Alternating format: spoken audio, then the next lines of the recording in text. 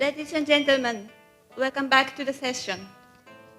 The fourth plenary session will be on cooperation and coordination with other policy authorities in the unilateral conduct area. Please welcome the moderator of this session, Mr. Michele Pacillo, Senior Officer, International and EU Affairs Directorate of Italian Competition Authority. Mr.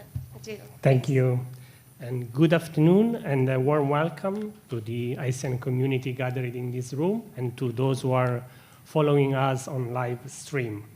Let me thank, first of all, the co-chairs of the UCWG, and in particular the host, the JFTC, for organizing this wonderful conference and for inviting us to speak on this panel and to address this topic in this workshop. Let me briefly introduce the speakers that will discuss with me intersection issues. We should have connected online Bettina Forde. I don't know if we can show her on the screen. Bettina is Assistant Director of the Digital Platforms branch of the ACCC. I think she's online. We can see her. That's great.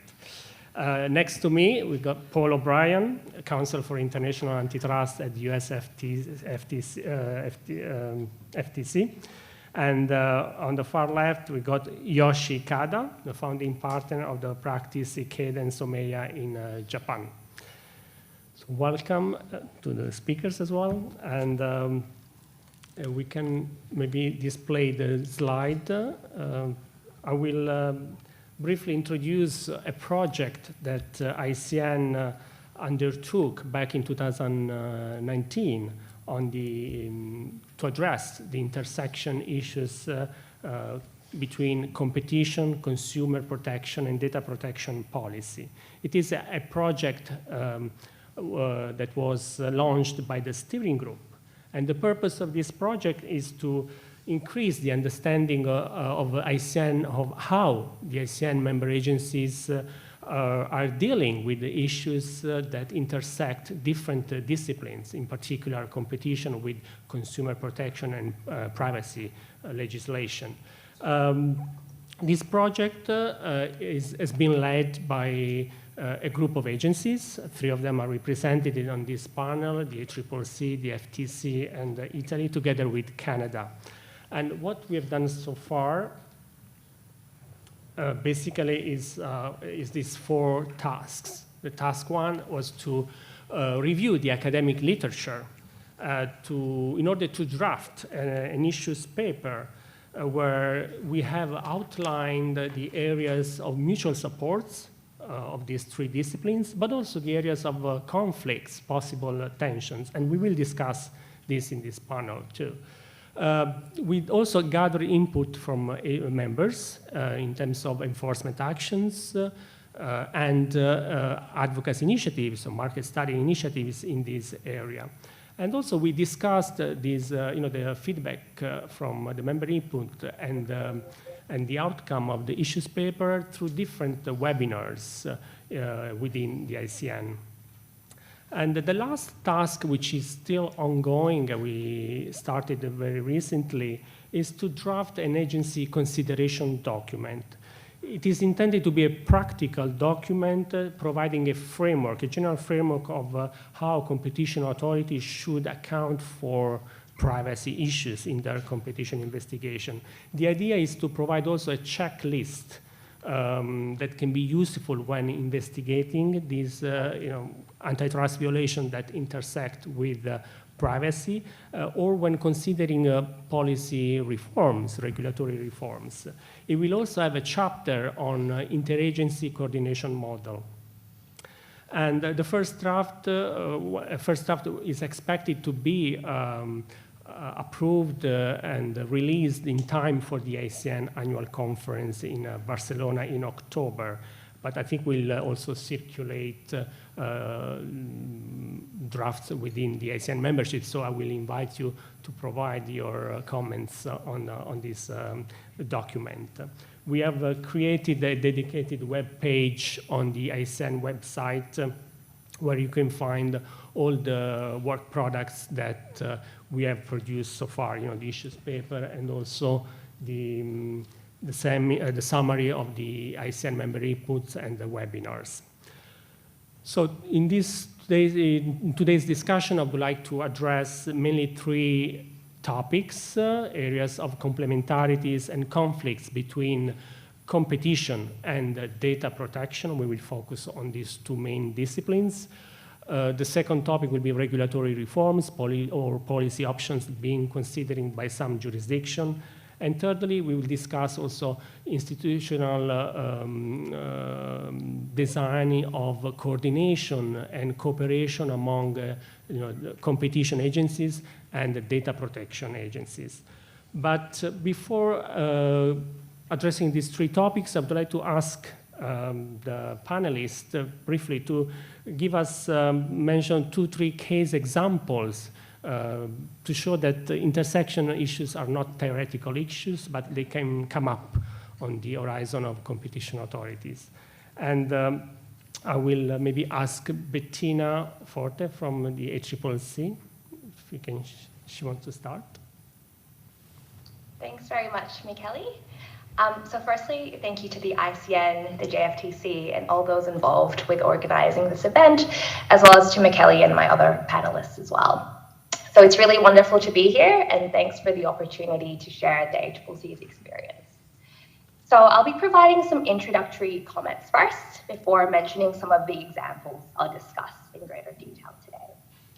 So in Australia, the Australian Competition and Consumer Commission, or the ACCC, is an independent government authority responsible for promoting competition and fair trade in markets to benefit consumers, businesses, and the economy. The ACCC has a dual mandate, competition and consumer protection, and we see strong alignment between these objectives in considering these intersection issues. These are also front of mind in how we approach intersections internally as an organization, as well as how we engage with other regulators and authorities, including in relation to our market studies on digital platforms, namely the 2019 Digital Platforms Inquiry, the 2021 AdTech Inquiry, and our ongoing Digital Platform Services Inquiry, our enforcement work, and also Australia's consumer data right. And I should also just, I'd like to just share some pointers about how the ACCC generally approaches these intersections. So the ACCC seeks to promote a holistic approach where possible to address the complex and intersecting issues of data protection, competition, and consumer protection in these markets.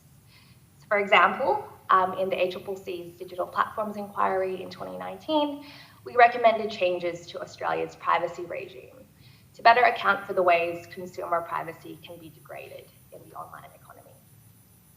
So we continue to support reforms to the Australia's Privacy Act in the context of the Attorney General's ongoing review. And this is because Australians need to have confidence that there are appropriate safeguards that provide meaningful privacy protections. Another example, which I'll be talking in greater detail today, is the ACCC's interagency cooperation through the Digital Platform Regulators Forum, which aims to promote a coordinated, cohesive, and streamlined approach to digital platforms regulation in Australia.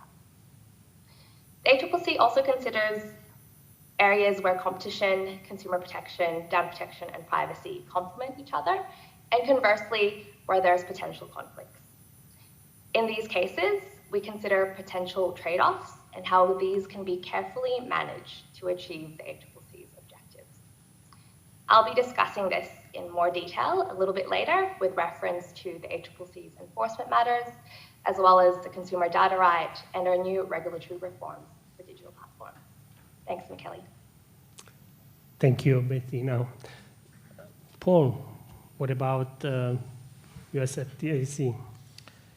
Well, thank you to the JFTC for your kind hospitality to us this week. I think, by my count, this is the 4th ICN event hosted in Japan, and we're so grateful to have such strong support for the ICN from our Japanese friends. Thank you, Michaela. Thank you, Bettina. I'm glad the digital economy was able to bring you together with us today. Thank you, Yoshi, for exploring this tricky topic with us. I've enjoyed learning from you. And thank you all for coming back from lunch. I mean, particularly those of you who are maybe not quite on Japan time. I thank you. It's so great to see friendly faces in the audience, and I know there are more online with us. Now, my words today, my views, hope that wasn't an omen. My views, I am Paul, by the way, have all been turned upside down now. All right, so my views and perspectives today are my own, and they are not necessarily those of the Federal Trade Commission or its commissioners. We are not alone. I realize by saying that, I kind of sound like I just saw a UFO, and I didn't. And even if I had, I don't think I'd announce it at an ICN workshop. But what I did see is a recent report entitled Digital Crossroads, the Intersection of Competition Law and Data Privacy. It was a report not written by the ICN, not written by antitrust agencies. In fact, it was written by the Global Privacy Assembly. It's a network of data privacy agencies. Now, the GPA, they're not aliens, but they do come from another legal world. The report is full of competition case examples. It's full of competition policy examples, competition statements and actions. It's clear that there are other people on the other side of the intersection looking carefully at competition, just as we do. So we are not alone. Now, of course, we've never really been alone, right, as antitrust regulators. I know it may feel like that with privacy, and indeed there may be some new novel legal issues, but I think antitrust has always operated, as a friend of mine at the Antitrust Division likes to remind me, in a policy ecosystem, much like some of the digital firms that we look at. But we have a policy ecosystem, right? We're all very familiar with exemptions. There are concurrent jurisdiction in many of our homes where sector regulators have some say over competition law. And indeed, other areas of the law overlap that we're familiar with. Intellectual property comes to mind, environmental laws. I know yesterday we talked about sustainability. So too for privacy law. But certainly with privacy law, I think it's become more familiar to us in terms of intersection with the rise and importance of data and digital markets. Kind of an obvious statement there, right? If you think about online advertising, search, social media, location-based services, these services are driven by personal data. Now, the size and the conduct of these platforms that are providing these services, they've also raised competition issues. So here we found ourselves in the same space as digital privacy regulators. So 3 quick examples from the FTC to show you this is real, this is happening as it is around the world. The first example that comes to mind is the FTC's complaint versus Facebook in ongoing monopolization litigation involving personal social networking market. The FTC's complaint versus Facebook emphasizes the competitive significance of data. We say in the complaint, we explain that there are consumer benefits to having available and quality options on data privacy protections. Now, because Facebook lacked competition, the story is that they were able to provide less levels of service quality on data privacy protection than they would have if there was a competitive market. Specifically, we cite the purchase of WhatsApp and its strong privacy protections as an example of where Facebook neutralized a significant threat to its monopoly. To just a bottom line there, I think it's a clear assertion that privacy degradation constitutes antitrust harm. Second quick example from the FTC world, just last week, we had a joint statement by the FTC on Amazon's acquisition of One Medical. Now, One Medical is a primary care medical practice in the United States. But separate from the competition concern, separate from that review, the Commission issued a statement on data and the risk of violating consumer protection laws. One Medical had made representations about how careful they are in their use and protection of consumer health data. And during the transaction, Amazon had reiterated that they would not share personal health information. So the FTC thought it important to make a statement that views these statements as promises, as commitments by the firm that would put them on notice, as also other actors in the market on notice, that they'll be held to their representations about consumer privacy protections. Third and final example for you right off the bat. Last September, the FTC issued a policy statement on gig work. This is ride sharing, food delivery, we all know well now. It identified potential consumer protection as well as competition issues related to gig workers, the kind of things like deception about pay, unfair contract terms, and anti-competitive wage fixing and coordination between gig economy companies. And I want to make sure I get this right, but it identified what I think is sort of a nice encapsulation of how we view competition and privacy as well.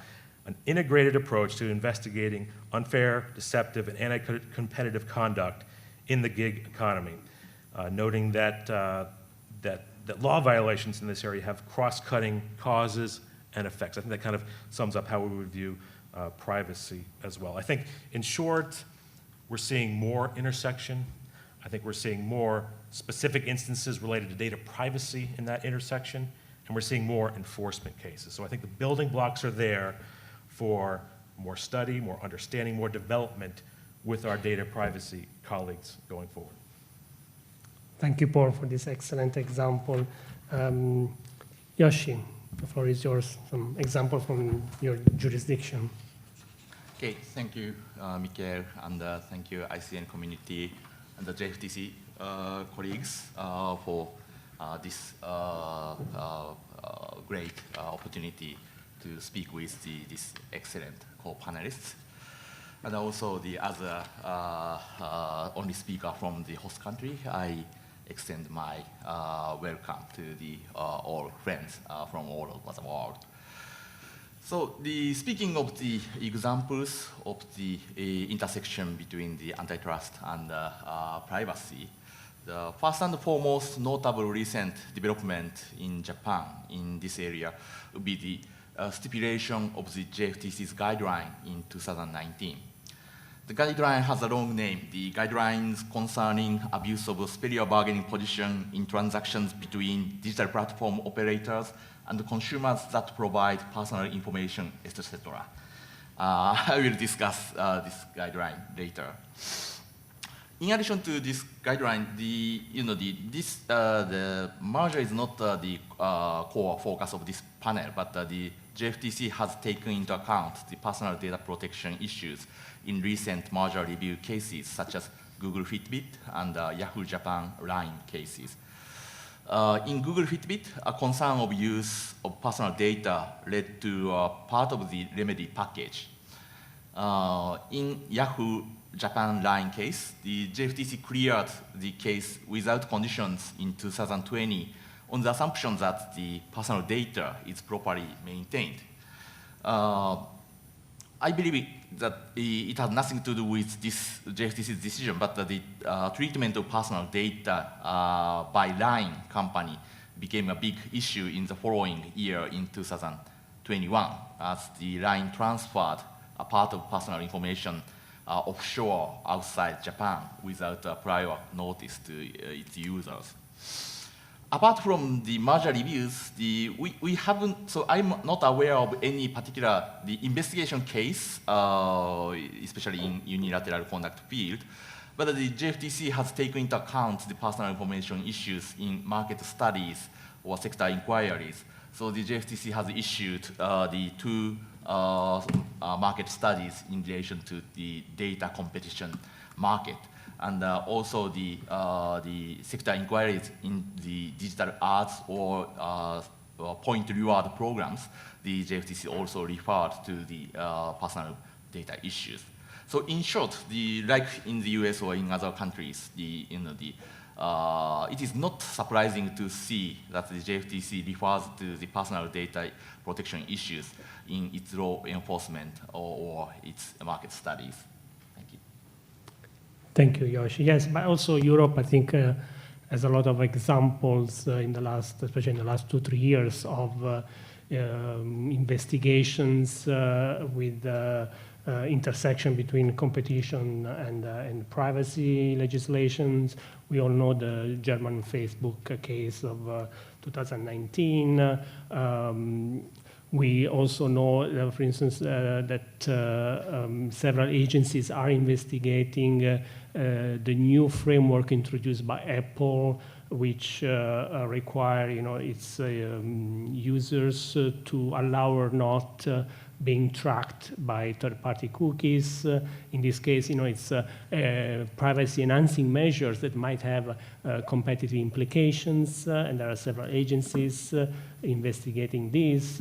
But another example, which is more in traditional markets, because intersection issues are also not only in the digital sphere, and again, here we have a French and Italian example in the electricity and gas sectors, retail sectors, which were during the liberalization process, where dominant electricity providers used the personal data that he collected as a statutory monopolist in the regulated market to win back customers in the liberalized market. And so thus providing unfair advantages to the dominant subsidiaries that was operating the liberalized market. So again, these are issues that come up also in traditional markets, and maybe at the end of the session, if we have some time, we can also hear from other agencies their experiences on these issues. So now let's dwell a little bit more into the intersection issues. We have seen that there are some complementarity, some areas of mutual support, but also areas of tensions. And so let's go a little bit more in detail about this, and Yoshi can maybe start off. Okay, thank you. So let me briefly elaborate the JFTC's guidelines I mentioned earlier and the role of the different regulations to tackle with the novel problems arising from the boundary areas between the competition and the privacy protection in Japan. So in August 2019, the JFTC issued draft guidelines on abuse of superior bargaining power regarding transactions between digital platform and the consumers involving personal information. So guidelines are aimed to apply the Japanese antitrust law, specifically ASBP, the abuse of superior bargaining position, to digital platforms' conduct in relation to personal information. So my observation is that this idea of this guideline was largely influenced by the German Facebook case. The guideline specifically lists the 6 conducts which may amount to an abuse under the ASBP regulation. Most of the proposed regulation is overlapped with the regulation under the Personal Information Protection Law, PIPL. For example, the guidelines regulate an acquisition of broader personal information than is necessary to offer services under the purpose of use. This is exactly prohibited under the identical language in the PIPL as well. So when the draft guidelines first came out, the general responses from the privacy law community were negative, in my understanding. They argued that the JFTC guidelines are not necessary because the personal information protection law can do the same. However, there are some benefits of applying antitrust law in addition to PIPL, in my understanding. So first of all, the JFTC guidelines are broader than PIPL in scope.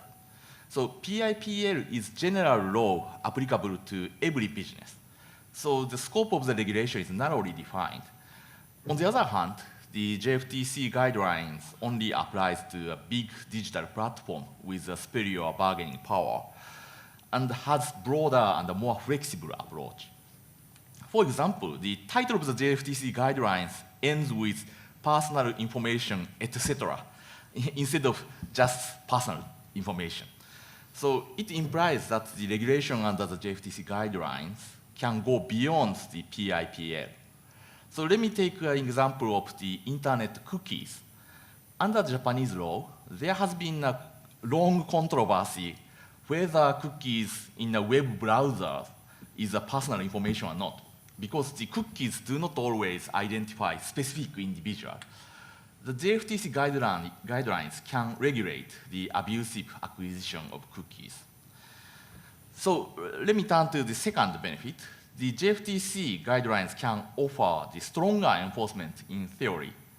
An abuse of superior bargaining position under the Japanese antitrust law is subject to a surcharge order, which can impose the monetary fine. On the other hand, the Personal Information Protection Committee, PPC, can only issue a recommendation or order which has the effect of cease and desist only. Monetary fine is not available under the PIPL. So, but I said that the JFTC guidelines can offer strong enforcement in theory, because it is generally understood that applying the JFTC guidelines in practice would be very challenging, because the superior bargaining position is relative dominance by definition. The JFTC might have to prove a superior bargaining position of a digital platform against each individual consumer separately. So we have not seen any real case where the JFTC guideline is applied yet. But in fact, there was one incident where a potential application of the JFTC guideline was discussed. Actually, coincidentally, when the JFTC issued the draft guidelines in summer of 2019, one of the biggest personal information scandals came up almost at the same time. So Rikunabi is one of the largest online employment support service for new graduates.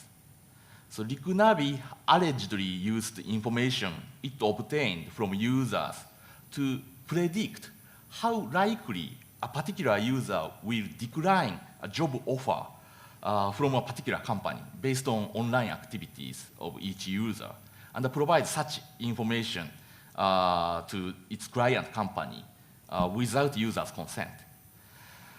If potential employers know whether each applicant eventually will accept job offer or decline it in advance, their hiring process could be much more efficient without spending too much time for job interviews with students who are likely to decline a job offer.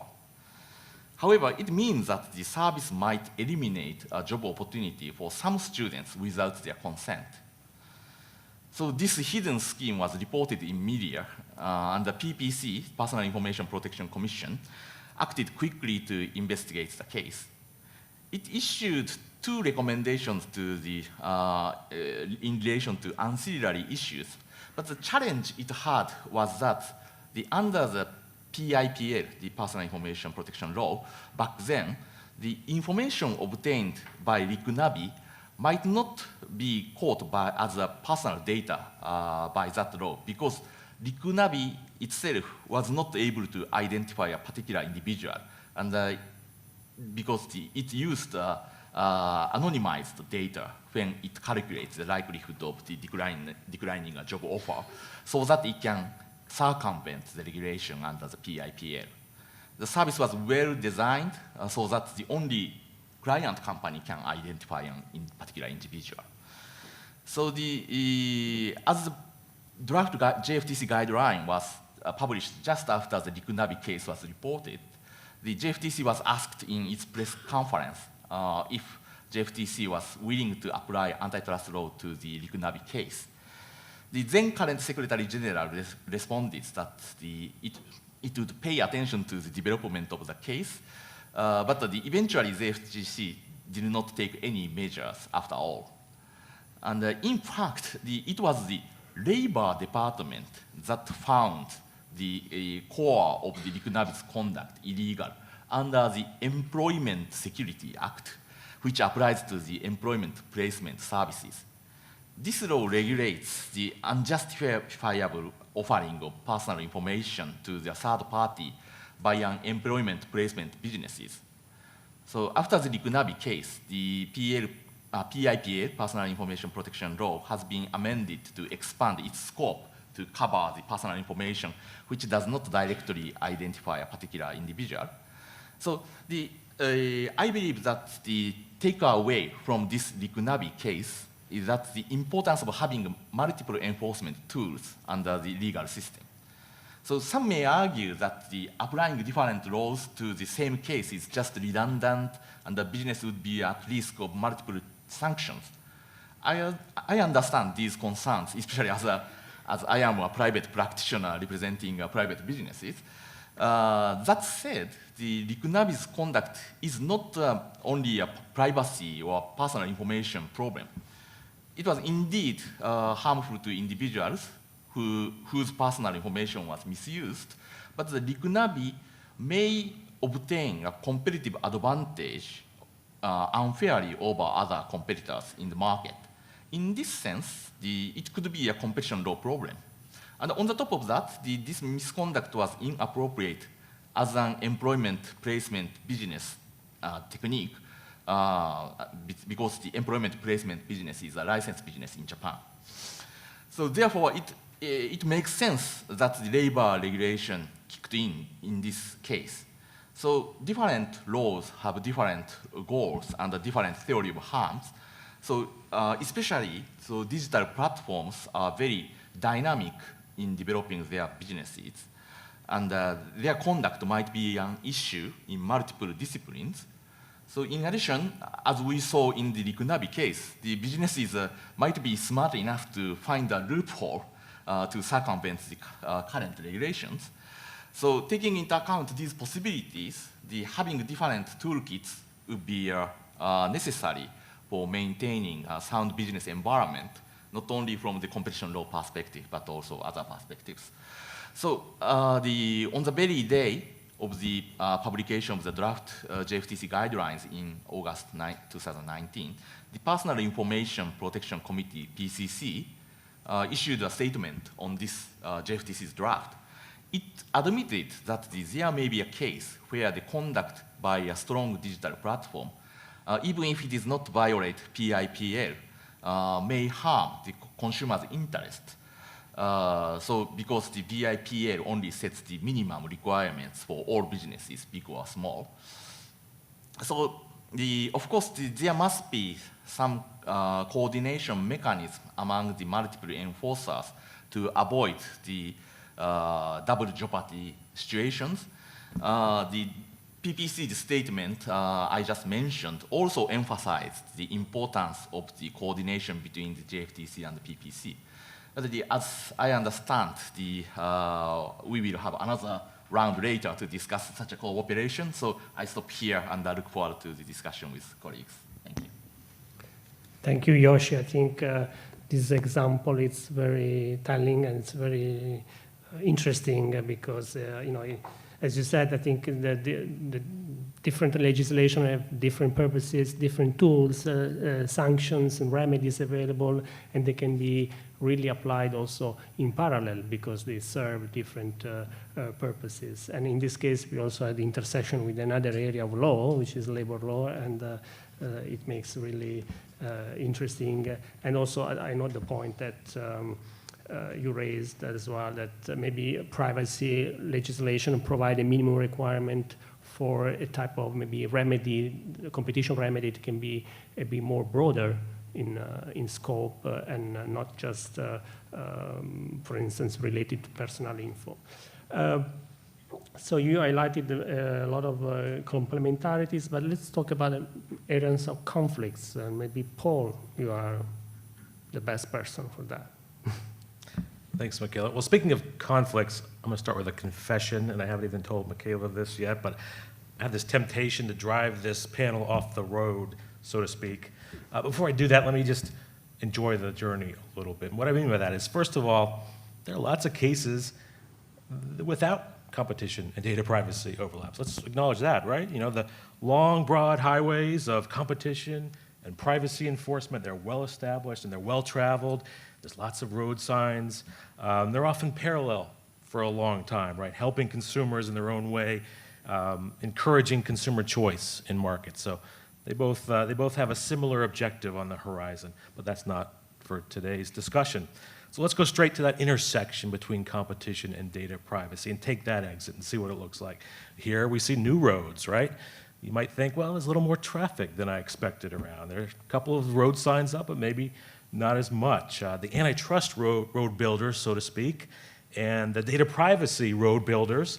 They're both there, and they've aligned many of the roads. They might be familiar right at the core of the intersection. Here you'll find cases that involve privacy as an aspect of quality. And that's something we're familiar with and can handle as competition authorities, where enforcement in both areas is aligned to the same objective, where firms compete for privacy protections. You'll see here the Bundeskartellamt Facebook case, of course, we've already mentioned, where the BCART A considered European data protection rules as a standard for examining exploitative abusive dominance. You'll see, as I mentioned earlier, the FTC complaint against Facebook, where you see the assertion that anti-competitive exclusionary conduct forecloses privacy-friendly rivals. So the underlying assumption here at the core of the intersection, maybe the most comfortable area of intersection, is that privacy and data protection are important non-price parameters of competition. But let's go beyond that, all right? Let's go to the end of the road, so to speak, or maybe places where we're building new roads, if that's the better way to look at it, where the incentives, the objectives of the two policies are not necessarily aligned. We may have different ideas about where the road should go, and we'll call it conflict or tension for now, and I think it's probably a little bit more nuanced than that, but let's explore that a little bit. Before I do, a quick thought on terms of how to identify intersection issues, particularly from the competition side of things, right? And that's important, I think, to look for the link to market power. Whether the source of the market failure that you're examining, the market failure in privacy, is that the absence of meaningful competition? Because if it is, you may have a role there. If it's not, it's probably better suited for privacy law and policies. I'm not a data privacy enforcer, I'm not a data privacy expert, but they might explore prohibiting dark patterns, right? Or giving users choice to opt out, or even limits on behavioral advertising as a way to sort of address what's called the race to the bottom scenario, where you have competition that's actually degrading privacy rather than promoting it. So that's just a quick tangent there, but back on track. Situations where competition and privacy interact, they're aligned. The objective is to have firms compete to promote privacy. Well, guess what? We can still have conflict there, which makes this pretty tough. Now, it's easy for me to give an example because Michaela's already done it for me. I think a good example of this and he's already set it up, are those energy sector cases in Italy and France. I'm going to abstract the French case a little bit more for those of you who know more about it, and there are plenty of you who do, because I'm no expert there. Forgive me for the oversimplification. For others who don't know enough about it, I don't have enough time to tell you about it. You should research it. But the idea was we had this gas and electric regulated monopoly. It was a firm that used personal data, had access to a data set of consumer data, not by competition on the merits, but because of its position as a regulated monopoly. Now, it used that information to try to gain customers in another competitive adjacent market, and that's where you got complaints and an investigation ensued, and it determined that this was an unfair competitive advantage by the dominant firm. Now, very carefully, there was a remedy that was crafted, and of course, it involved shared access to that set of consumer data. So right there, that's where you have that stark choice, right? You share the data set, you maybe enable competition by doing so, but it comes at the cost of privacy, right? You're sharing that data set. So that's where you have this conflict in full view. Now, good for our story, the French authority, they engaged with the French privacy regulator. And glad that they did, because they were able to consider limitations on an access remedy consistent with data privacy principles with input from the French privacy regulator. What types of limitations are we talking about? Well, limitations on use, right? On whom the data can be shared with, how long it can be kept. These data minimization principles that are at the core of data privacy thinking these days.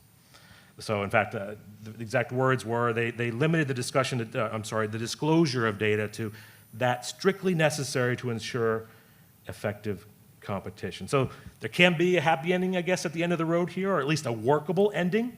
But there's a lot more to it than I just simplified in a couple of minutes. A lot of serious engagement about the impact of an access remedy and involved engagement with the French privacy regulator. So abstracting that more generally, I think if we're looking for an area ripe for conflict, I think you'd look for the larger context of where you find privacy policies that end up favoring entrenched dominant firms or deter entry.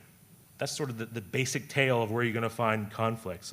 Perhaps a subset of that would be this idea of privacy self-preferencing. And I know that there are cases involving that around the world now. I won't get into any one in particular, and I don't mean to imply that I am talking about anyone in particular, but this idea that a dominant firm, a digital platform, may overinterpret data privacy obligations that imposes on platform participants.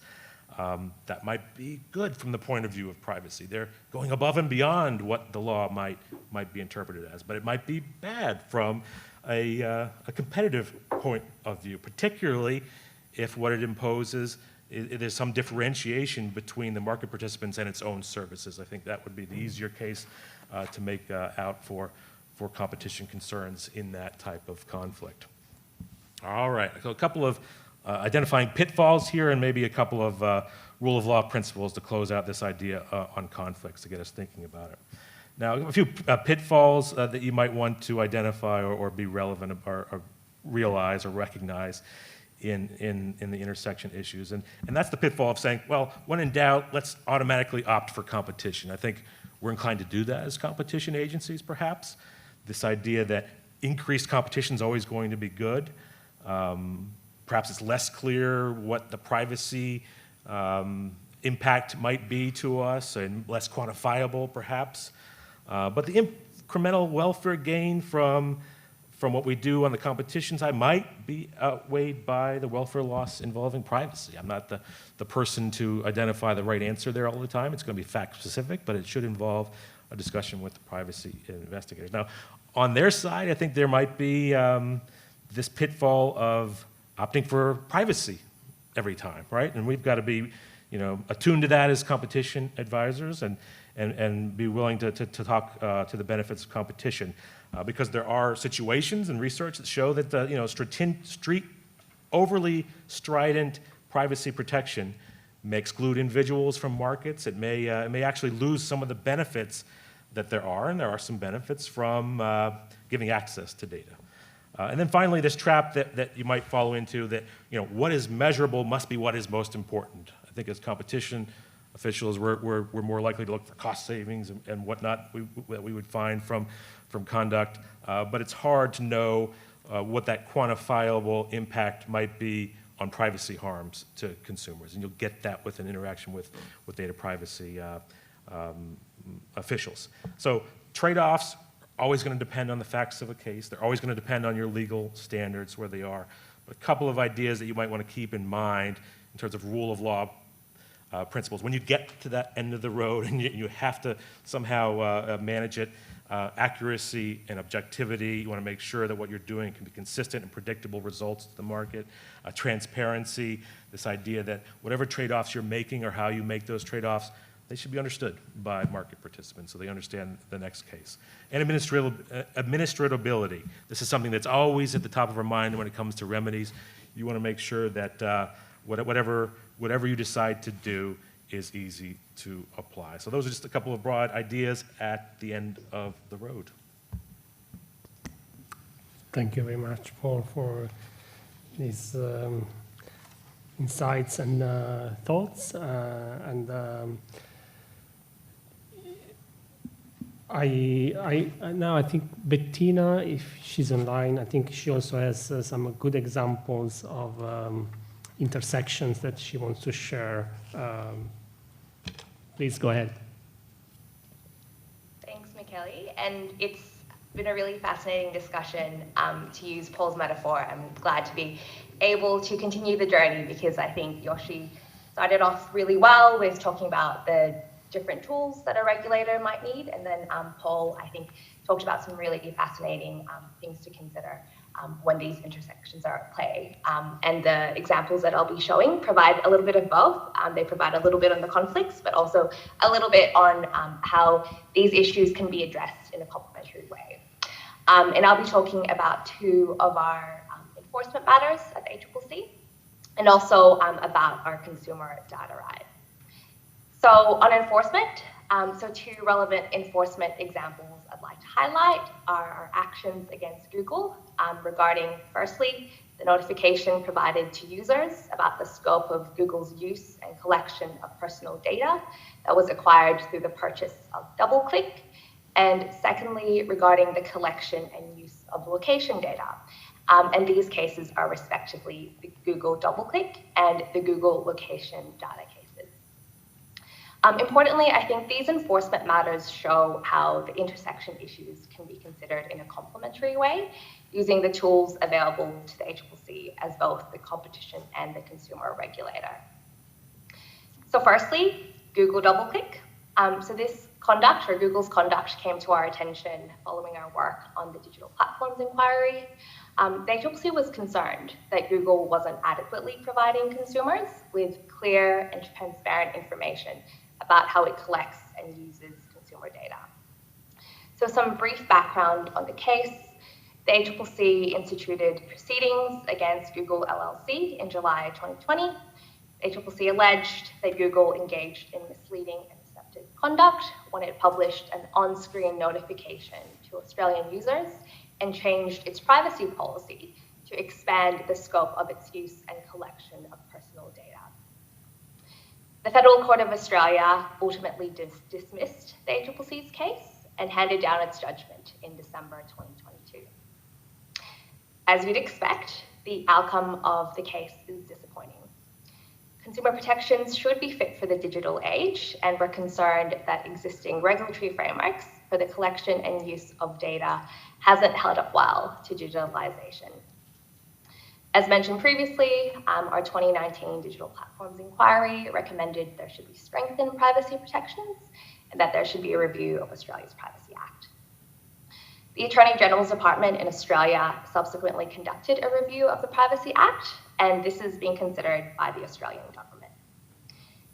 The review's extensive recommendations include a new legal requirement to deal fairly and reasonably with consumer data, as well as strengthening of notification and consent requirements.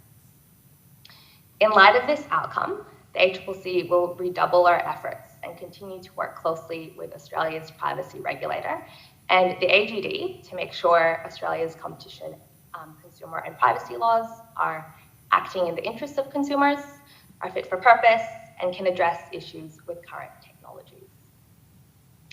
To the second example, Google location data. This also similarly arose and came out of our digital platforms inquiry. Also some brief background on the case. So we instituted legal proceedings against Google LLC for making false or misleading representations to consumers about the collection and use of their personal location data on Android phones between January 2017 and December 2018. The Federal Court of Australia found in favor of the ACCC and ordered Google to pay a penalty of 60 million Australian dollars. Many of you in the audience may be aware that subsequent cases were also filed in the US, including by 40 state attorneys general. So as this case shows, the ACCC uses a number of tools available, including consumer law, to address concerns regarding privacy and data. In this case, consumer law helped address the information asymmetry between consumers and digital platforms and discourage the use of these practices. So we thought that the main consumer harms in this particular case was the retention of consumers' private information without their knowledge and the loss of the right to make informed choices about the collection of their personal location data. Our best estimate, based on available data, is that the users of 1.3 million Google accounts in Australia may have viewed a screen that the court ultimately found breached Australia's consumer law. So we think that the significant penalty in this example sends a strong message to digital platforms, but as well as businesses, large and small alike, that they shouldn't mislead consumers about how their data is being used and collected. And I think in this way, the ACCC was able to successfully deploy Australia's consumer law to safeguard consumers' interests in controlling the privacy of their sensitive data. And to my third example, the consumer data right. So this example, I think, shows how conflicts can be managed. And CDR is quite similar to concepts like open banking in the UK as well as other countries, but is intended to operate economy-wide. So to date, CDR has been rolled out to the banking sector, and the rollout is also underway to the energy sector. So CDR is an example of economic reform that illustrates the intersection between competition, consumer protection, and privacy considerations that we've been talking about today.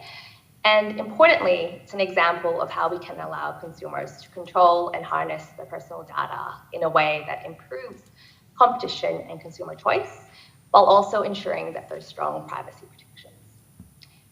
With that being said, CDR does involve quite a balancing act to ensure there's appropriate security and accreditation requirements, while also making sure that barriers to entry are sufficiently low so that new entrants can access the market. There will always be tensions between use cases for consumer data that, on the one hand, arguably increase competition, but on the other hand, raise concerns about consumer privacy. So with this in mind, some data, for example, consumers' date of birth or gender, has been excluded from CDR data sharing because the consumer privacy concerns ultimately outweigh the competitive benefit that sharing that data would achieve. Thank you, Bettina. Also, in Italy, we used our consumer protection powers to enhance the information that consumers have before, signing up to these to accounts of the digital platforms, and we had a few cases against Facebook, Google, and WhatsApp, and so where, in one case, the advertisement was this service is for free, while, we wanted to make sure that consumers are aware that, creating an account on Facebook is not for free in terms of, because there are data that the operator collects and that can use for commercial purposes. So there was this asymmetry information, and we intervened a few years ago on this side. Let's move to, we already talked a lot about some regulatory reforms, and so I'd like to ask the panelists to go back again here, maybe shorten a little bit the intervention, because I want to get to the final topic, that is interagency coordination and cooperation. So Yoshi, the floor is yours. Okay, thank you. So as I said earlier in relation to the JFTC guidelines and the Rikunabi case, in Japan, we already have a series of the toolkits in different disciplinary areas, even including the labor law has a regulation in relation to privacy. So under the, I mentioned, I referred to the loopholes in then current privacy protection law, but the PIPL has been amended since that case to cover the broader definition of the privacy, and also the Telecommunication Business Act, which applies to the many of internet companies, also amended to so that it can regulate the use of the so-called third-party cookies in internet browsers. So the now we have plenty of toolkits, and the current most biggest discussion is whether we should have ex-ante regulation like DMA in Europe. So the very recent JFTC's market study, which I believe referred to earlier plenary already, just published last month, February 2023, suggested potential legislation for the DMA-like legislation. Under the this is the the JFTC's market study, so it doesn't this report doesn't have much about the privacy issues, but if it is really enacted, it is not the it is so it is likely that not the JFTC, but the so-called digital market competition headquarters under the cabinet office will be in charge of the legislation. And this digital market competition headquarters has a staff member not only from the JFTC but also from the many other government agencies, including the Ministry of Communication. So in that case, there will be some ex ante regulation in relation to the intersection between the competition and privacy as well. Thank you. Thank you, Yoshi. Yeah, so broader involvement of the government in this reform. Bettina, you mentioned before that the ACCC made several recommendations in the November 2022 report as a part of the digital platform services. Can you tell us more about this recommendation concerning intersection? Thank you, Michele. I'm very pleased to. So firstly, I'll just mention that effective competition, consumer and privacy protections are important to ensure that digital platform markets work for consumers and businesses. And I mentioned earlier on that the ACCC does seek to promote a holistic approach to understanding and addressing these complex and intersecting issues. So I'll be talking about the intersections that is particularly pertinent in some of our competition recommendations. And many of you would have heard my colleague Anna Barker yesterday, who presented on the regulatory reform, which does propose an ex-ante regulatory framework in Australia. So in relation to competition, we recommended there should be a power to make mandatory service-specific codes and to designate digital platforms in respect of the services they supply. And these codes should include targeted obligations that could address conduct such as anti-competitive self-preferencing, restrictions on interoperability, as well as data-related barriers to entry. I'll also quickly mention that we also considered the need for domestic regulatory coherence as a key attribute underpinning the regulatory framework, along with other important considerations such as flexibility, certainty, and targeted application. And this is because many of the issues that arise in the context of digital platform services are relevant and intersect with the responsibilities of other regulators in Australia. And I'll be touching a little bit more about this in our fourth round of interventions. But to this topic, in crafting our competition recommendations, we've sought to critically consider the interactions between data protection, competition, and consumer protection. At times, these may be in direct conflict with each other, and these interactions need to be carefully managed. So I'll talk about two of our recommendations in particular in terms of competition measures. So firstly, in terms of interoperability restrictions, our competition measures to address interoperability restrictions could, for example, require a designated digital platform to allow third-party app stores to be compatible with our operating system and available for download in their own app stores. And some stakeholders have raised concerns with us that such an intervention raises an unacceptable risk to consumers' privacy and security when using its ecosystem of products and services. We recognize these trade-offs. These should be carefully considered to ensure that digital platforms are able to take necessary and reasonable actions to protect user privacy, but also to ensure the integrity of their hardware and software. At the same time, we think that these measures should promote competition on the merits for rivals and business users. Further work might also be needed here to assess privacy and security, and we're closely following similar reforms overseas. I will note, though, that while security and privacy are important to consumers, dominant platforms shouldn't be able to justify anti-competitive conduct on the basis of promoting security and privacy, where there are other pro-competitive ways to achieve these objectives.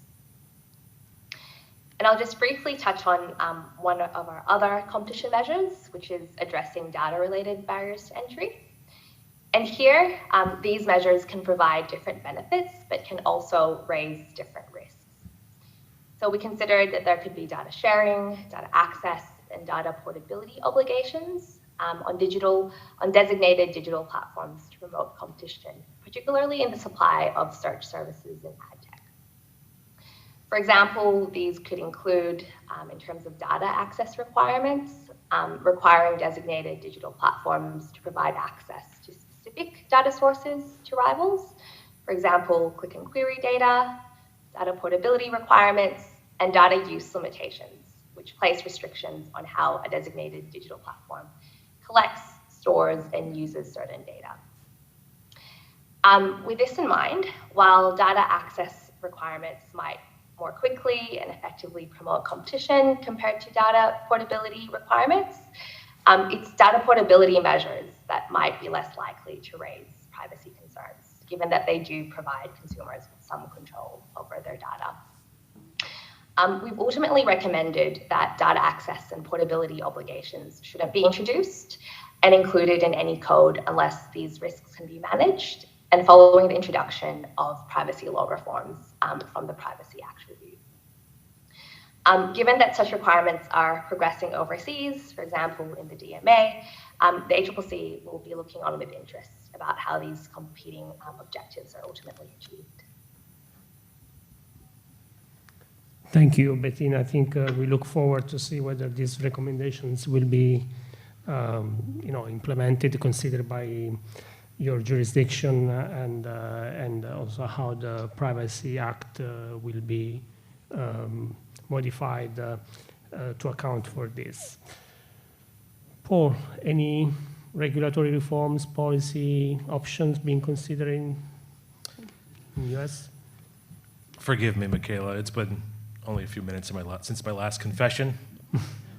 Let me start again here by acknowledging that the U.S. does not have a comprehensive federal privacy law. We have a patchwork of sector-specific federal data rules, and indeed some state laws now growing, but the FTC nonetheless has developed extensive experience under these federal laws and its own unfair deceptive acts authority to bring hundreds of cases in the privacy area. But I want to highlight two recent institutional initiatives, even if I don't have a big regulatory update to give you, that reinforce what I see as both sides of the intersection of how we approach it at the FTC. The first, involving competition. Section 5 of the FTC Act prohibits unfair methods of competition. Last year, the FTC issued a policy statement. I'm getting my P's mixed up. We have a policy statement on the framework for enforcement and what unfair methods of competition mean. Examples of exploitative or deceptive conduct. The core of this idea and the framework for Section 5 enforcement is the idea that it can be used to stop unfair conduct in its incipiency. So I think in that sense, it's well suited to digital markets and the type of conduct you find in digital markets that has negative effects on competitive conditions. Let me go to the other side of the intersection on data privacy. The FTC last year took the first step toward a rulemaking on commercial surveillance. Now, commercial surveillance being, of course, the business of collecting, analyzing, using, and profiteering on information about people. It's early in this process, seeking public comment and use that to help consider possible rules on privacy. But it comes from the recognition of, one, there are business models that incentivize mass collection of sensitive user data, and two, the expansion of that use of the data. Again, it's an ongoing process. and one that doesn't mention competition at this point, but I think it's easy to see the link there in that the foundation of these same business models we're talking about on commercial surveillance are the ones that are driving competition in digital markets. One last mention, I'll just say that while we have different institutional settings, I think there's a nice parallel with our friends and partners at the Department of Justice. You heard Sally earlier on a panel talking about what I think would be fair to say a similar commitment to reinvigorating old tools, identifying new tools, cooperating with our international partners, and really finding a way to be most effective advocates and enforcers in digital markets. Thank you, Paul. We got 10 minutes left for the last topic, interagency cooperation and coordination. So we have different models, institutional models that are being now considered in different jurisdictions. And again, Bettina, if you can share the CCC experience of the Digital Platform Regulators Forum. Thank you, Michele. So as you mentioned, the ACCC is part of the Digital Platform Regulators Forum, or known as DPReg, along with the ACMA, which is Australia's Communications and Media Regulator, the Office of the Information Commissioner, Australia's Privacy Regulator, and the Office of the E-Safety Commissioner. So DPReg is an example of interagency cooperation that aims to share information and collaborate on common issues of interest in relation to regulating digital platforms. These include the intersections that we've been talking about today, but also in relation to online safety as well. So before the establishment of DPReg back in March 2022, we engaged bilaterally and informally with our other regulators. However, we did find that we face many of the same challenges, and there's also a range of work being undertaken in Australia in relation to digital platforms regulation. So with that, we thought that moving to a multilateral and a more formalized structure would provide many benefits, including increased collaboration and information sharing, but also helping to streamline the approach to regulation of digital platforms in Australia. We also took inspiration from our UK colleagues who have the Digital Regulators Cooperation Forum, which is a similar group. So in terms of the types of work and activities we've undertaken, we've done a range of activities to support our key priorities for 2022-2023, which are a focus on the impact of algorithms, seeking increased transparency of digital platforms activities, and how they're promoting users from potential harm, and increased collaboration and capacity building between members. So for example, in relation to our work on algorithms, we've been looking at their impact on Australian users in a range of areas, including algorithmic recommendations and profiling, the promotion of disinformation, as well as harmful content. This work is also leading into some broader horizon scanning for us, including identifying emerging technologies and topics that are going to be quickly relevant for all of our member regulators, such as generative AI. We've also made a joint statement to an Australian Senate inquiry on the influence of digital platforms. And also there's a joint event being conducted by our respective agency heads later in March.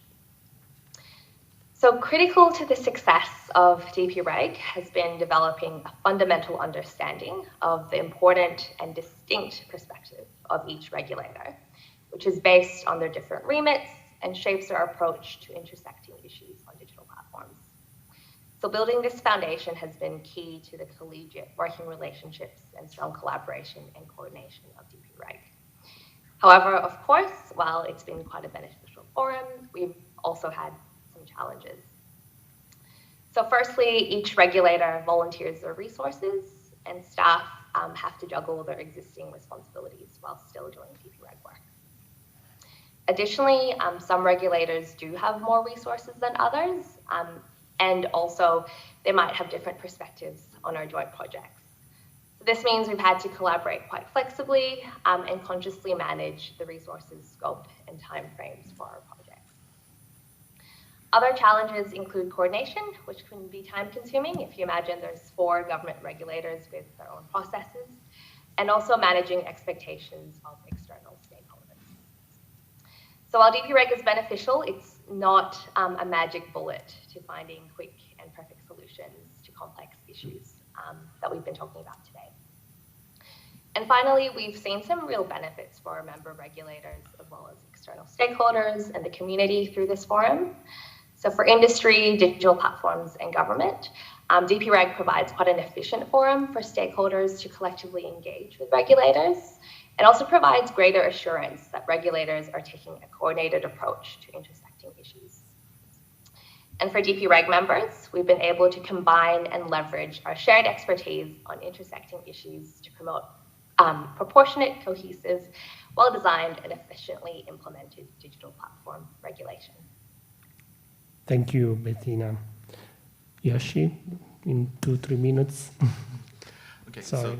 so to be brief, so the for the legislation or regulation, so the stipulation, the forefront, as I said earlier, in Japan, we have a digital market competition headquarters, which combines the effort from the JFTC, Ministry of Economy, and the Ministry of Communication.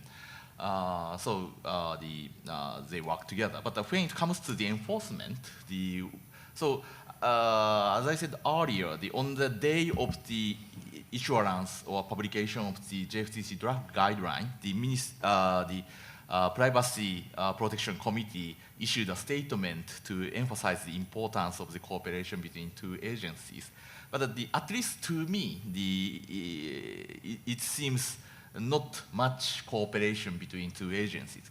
So when it comes to the consumer protection forefront, the JFTC and the Consumer Affairs Agency, CAA, work together, especially when it comes to the consumer case in the outside Tokyo area. So Consumer Affairs Agency doesn't have any regional offices. So the JFTC has the support of the investigation for the Consumer Affairs Agency, and also some of the or many of the Consumer Affairs Agency staff or officials are secondment from the JFTC.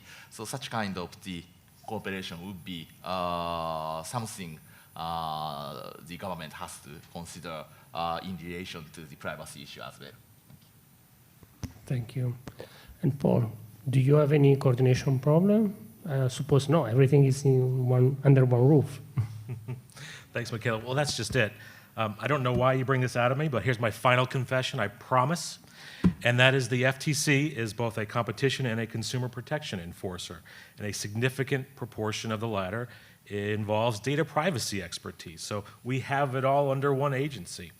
So I can't talk to formal MOUs and those types of agreements. You had a great example from the ACCC, and she mentioned also the CMA. Talk to those colleagues because they've done it so well with their counterparts at ICO. But I can walk down the hall back home and talk to a data privacy expert. I did before we went on this panel. So that's my hope for all of us, is that someday you have that type of similar relationship, whether you get there through formal MOUs and rules about interaction, the ability to exchange information, and perhaps informal training and experience sharing. I don't know how you get there, given my special, unique situation, but I hope that for all of you, because I think we need the involvement and engagement with data privacy enforcers to identify issues in intersection cases, to help evaluate and provide input on those issues, and of course to craft remedies that understand properly the functioning of privacy rules. So yes, the intersection happens in my hallway sometimes, and it's not something to be afraid of.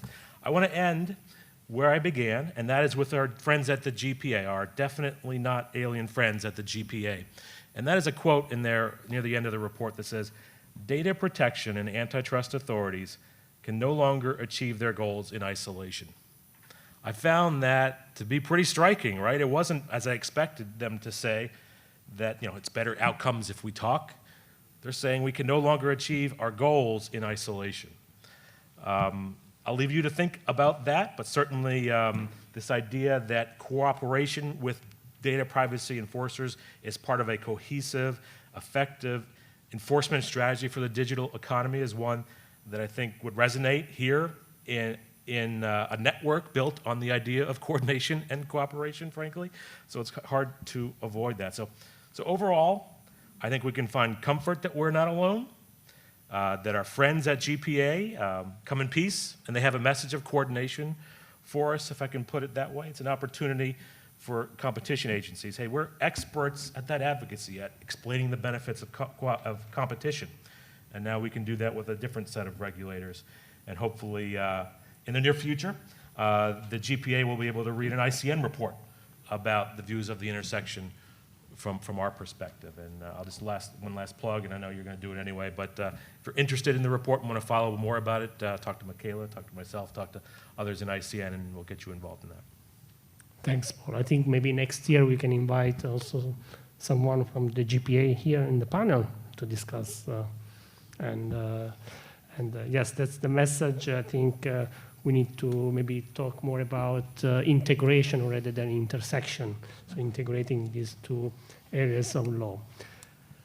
I think we are running out of time. I don't know if we have one or two volunteers who want to share their experience from the floor, if they have dealt with intersection issues. No volunteers from France. Thank you, Pascal. But also other agencies. Sorry, I know you're out of time. I just wanted to come back to one point you made, Paul, about how to do the trade-off. In Europe, privacy and data protection are fundamental rights.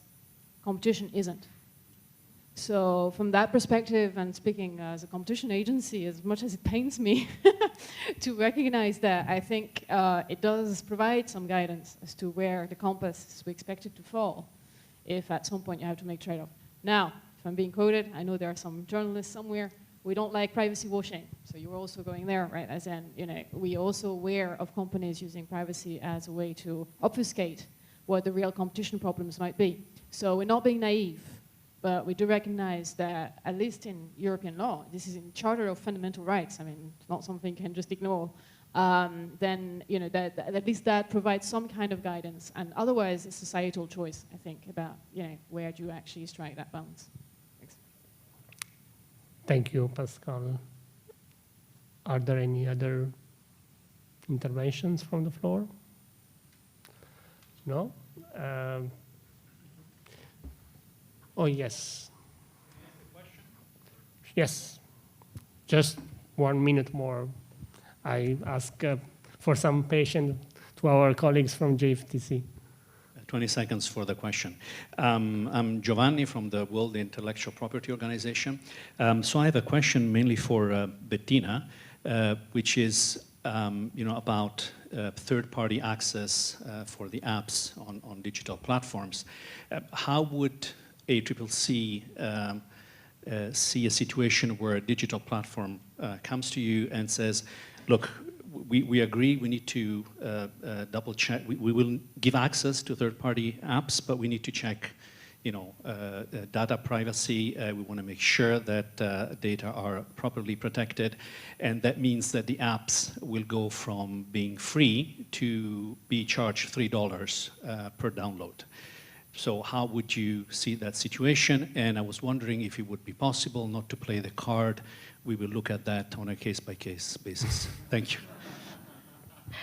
Thank you, Giovanni, for the question. I think the ACCC has views on how this could potentially work. However, as Anna Barker mentioned at our previous plenary yesterday, the report and our recommendations are still with the government, so it's ultimately a matter for them as to how, and if they choose to proceed with our recommendations, and ultimately up to the policymakers as to how to draft that legislation.